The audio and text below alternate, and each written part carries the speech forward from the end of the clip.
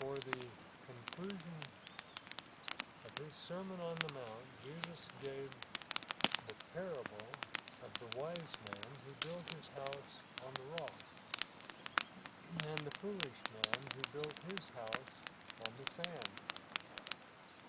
This is one of Jesus' most well-known parables, and it is easy to recognize the foolishness of building one's house on the sand. But why did the foolish man build on the sand? Did he say to himself, well, I'll build over here on the sand, so everything will get swept away when the storm comes? Of course not. He just never thought about ever having to deal with the storm. I think it's because it was easier. In the same way, is it safe for us to think that we won't ever really need to know how to survive in the wilderness? Take a look at history. What has happened over and over again? Lots of wars. Usually, when we talk about these wars, we focus on what happens with the nations, the leaders or the soldiers who are fighting them. Seldom do we refer to what happens to the people. They have to get out of the way as best they can, and frequently this meant fleeing to the wilderness.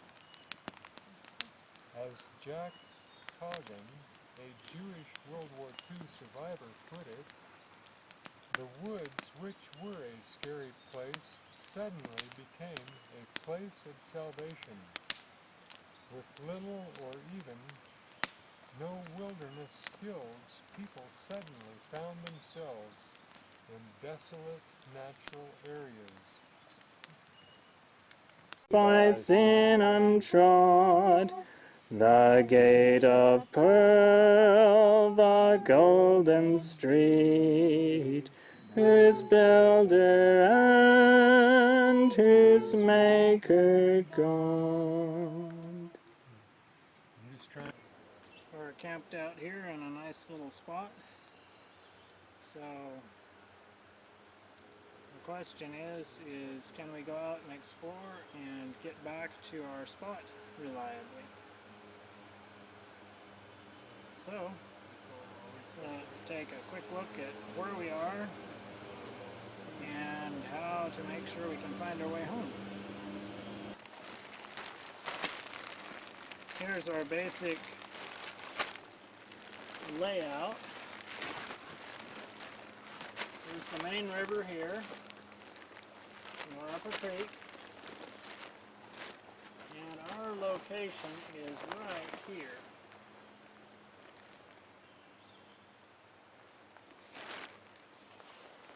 So that's where we are.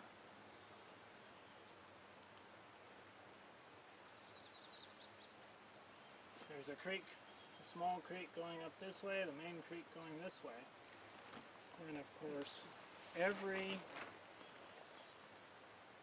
creek has branches. So when we travel up streams, we can go up and we could go off on any of these forks.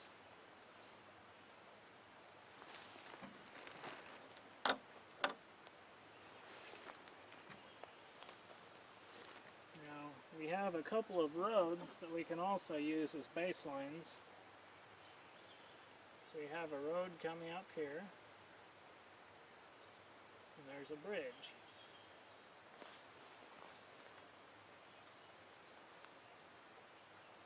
So then it comes up and over here. There's also a road coming out this way.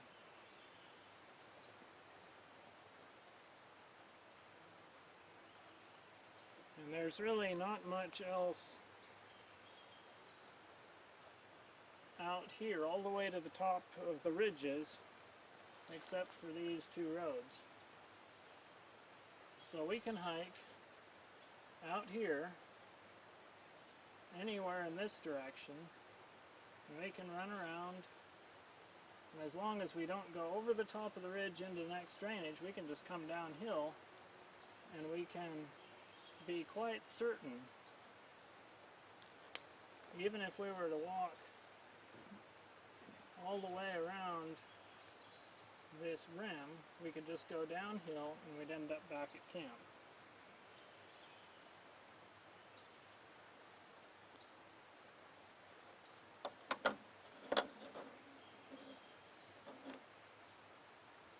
So we have our main ridge going up here, and we have another ridge coming up here, and another ridge coming up here, and ridges coming in between all these, leading up to the main ridge.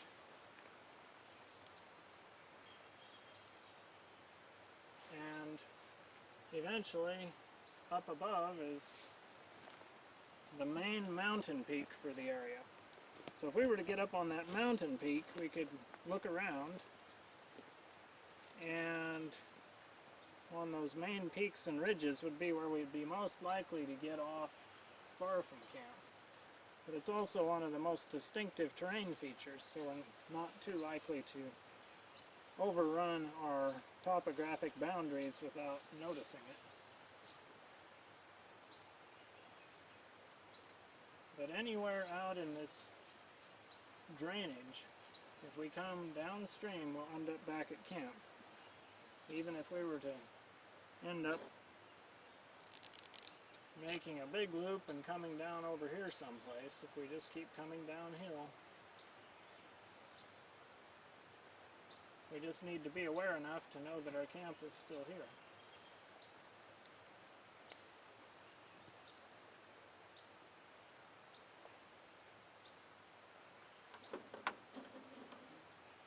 There's a really big area when we're camped in a place like this. It's easy to find our camp, and it's really easy to roam a large area and not have to worry about getting lost.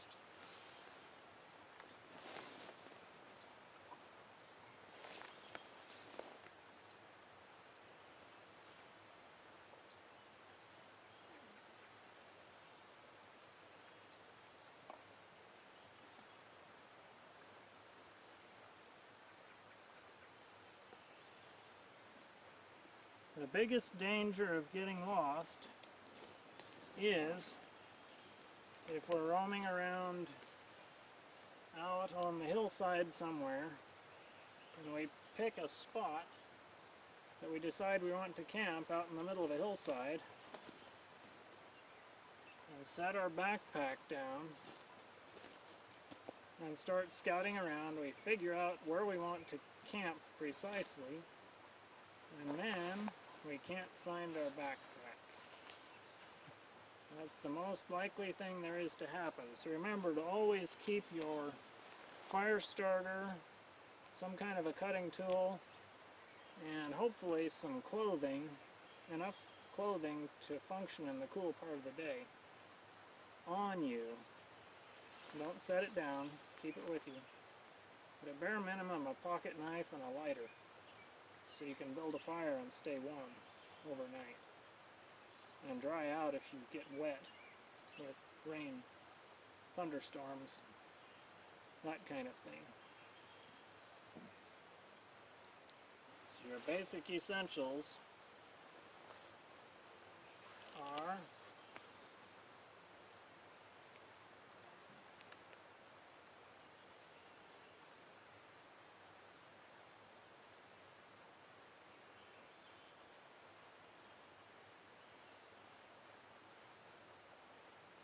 clothing, and that includes footwear, and will allow you to function.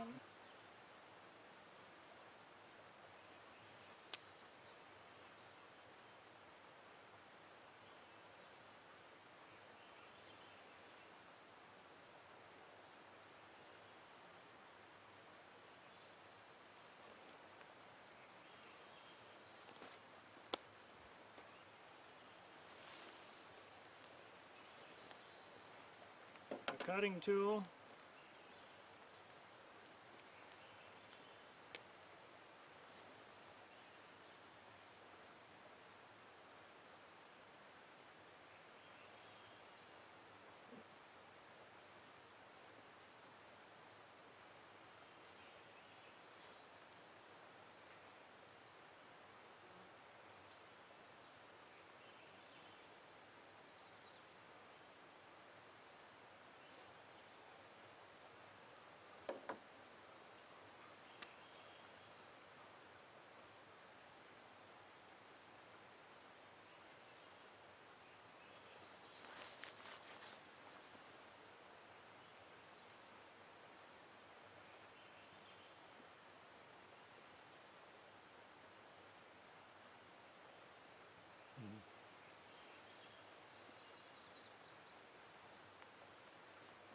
And number 4, you need to pay attention. You need to be aware of your surroundings. Now with cutting tools and fire starters, there's a basic rule of 3 is 2, 2 is 1, and 1 is none. So it's always good to have a couple of options. So we have the usual Bic lighter and metal match, and then I have the tinder for the metal match and another metal match inside the canister. So that's the fire starting kit. And then the pocket knife. It's always easiest to keep with you and to access conveniently. And it doesn't hurt to have a hatchet or some larger knife or cutting tool to be able to chop in to obtain dry wood. We do have the PTS bush knife, the leather sheath, and in terms of chopping power per ounce, you're going to have a hard time improving on this one.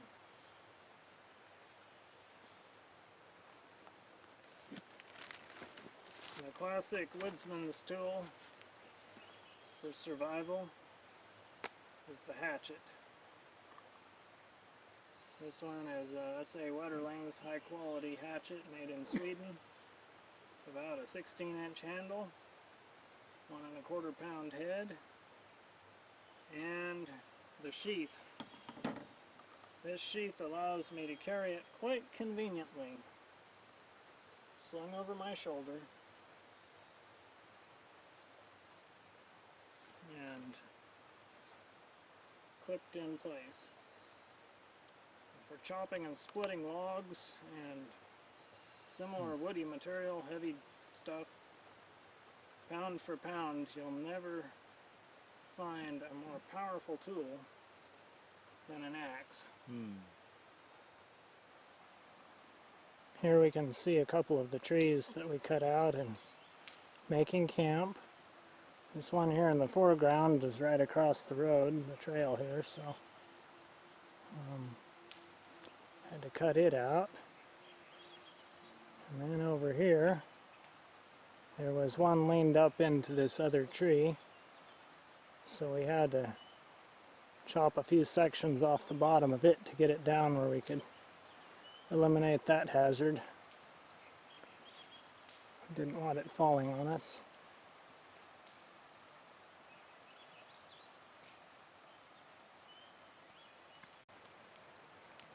There's Dad sitting on his chair that we made out of one of the blocks from the big spruce tree. And the footstool is taken out of the part he's sitting in, so the chair and the footstool are all out of one length of wood. Okay, here we are. I'm standing on the road, and this is the trail to our latrine.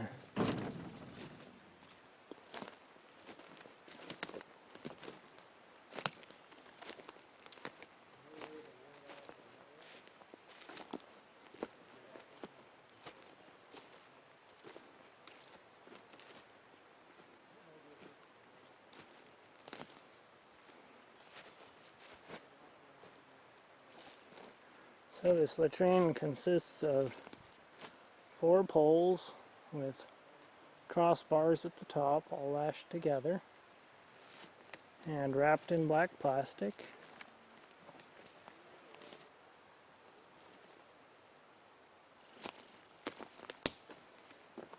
Took us a couple hours to get this all put together. The plastic is secured at the top by spruce cones that are wrapped inside the plastic and surrounded by a slip knot and then tied to whatever we need to tie it to. Here's the indicator of whether it's occupied or not.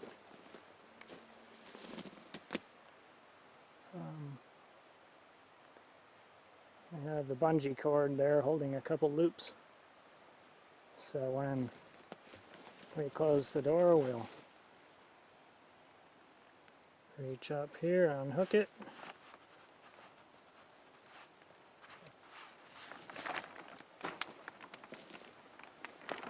swing it down,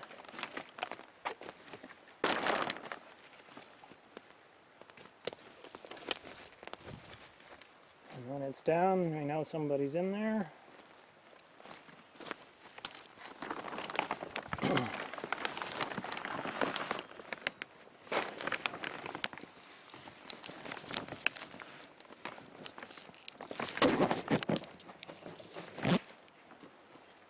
There it's hooked again. Come inside. There's a hole a couple feet deep there and a foot and a half or so in diameter. Over here is the bag that holds the dirt, which we'll put back in the hole as we use it.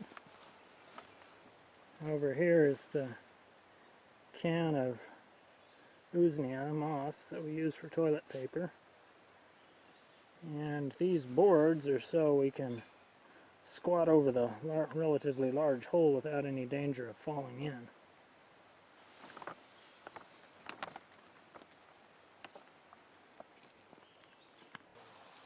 Well, the water tastes good and clean.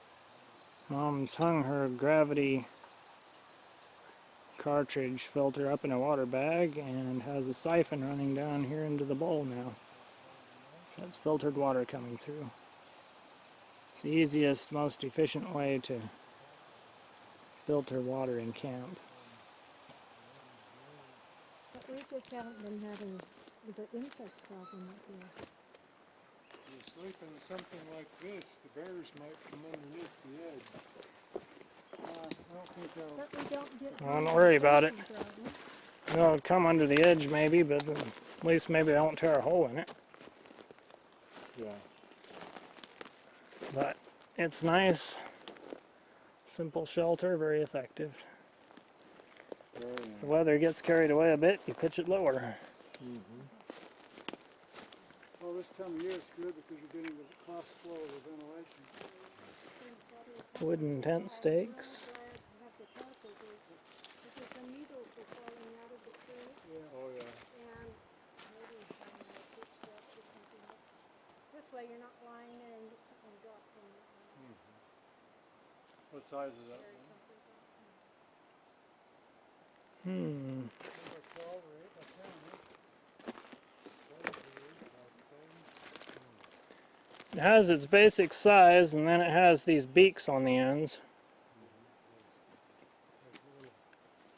Of course, it has these side pullouts. Here, and then it's got this added to. So it's made just for what you're using it for, right? Yeah. There is the bathhouse.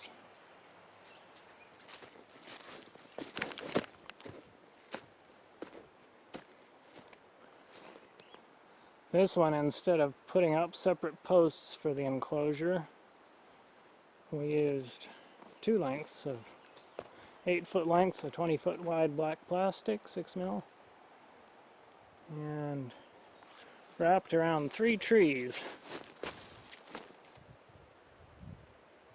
Here's the front door. Once again, we have our bungee, that truck nicely supplied, and have the entrance.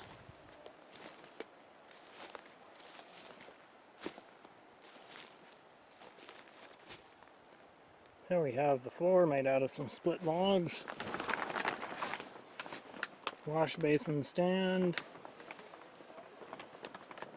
Up here we have a couple of strips of twine, strings that we have for hanging clothes on. We have the bench, another split log with notches on the bottom.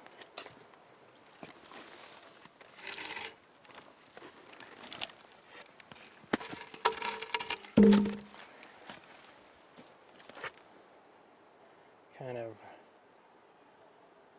put those in roughly. We have stakes on each side of these base pieces to keep them from rolling.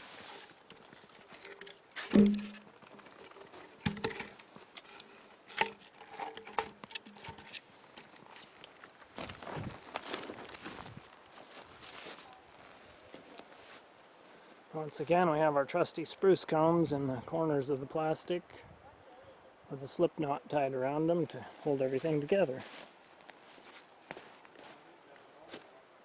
And there is camp, maybe 100 feet away.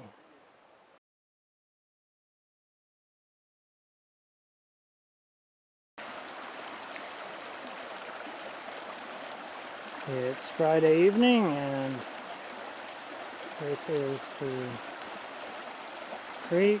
There's a log up there we can easily cross on.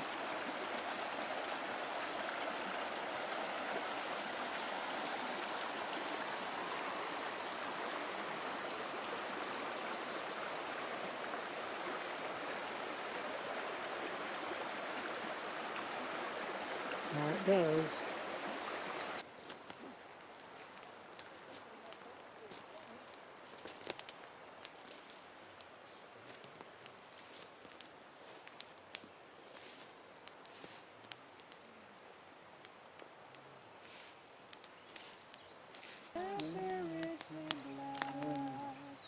God created and divine, set aside for holy time. Yes, the holy Sabbath rules, by our God divinely blessed. It to us a sign shall be, throughout all eternity.